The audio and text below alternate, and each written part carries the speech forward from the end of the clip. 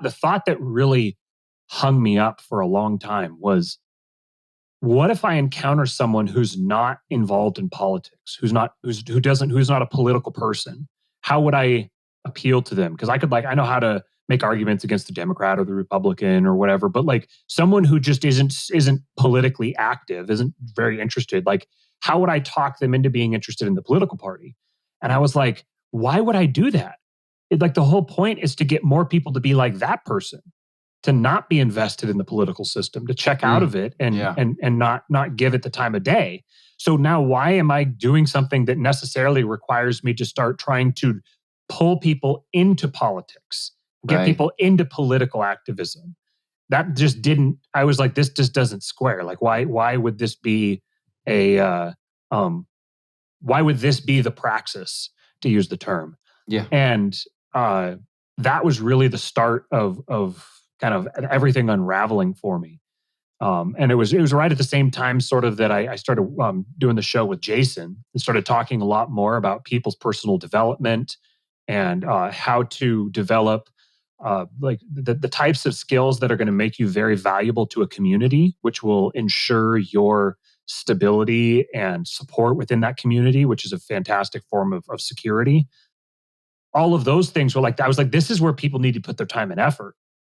Spending energy on this other stuff is just, it's not going to pay off. And then I wound up with the Machiavellians and went just, I was a lost cause very quickly. But yeah, so that was kind of the progression for me there. Were you one of those people that said that you were neither left nor right?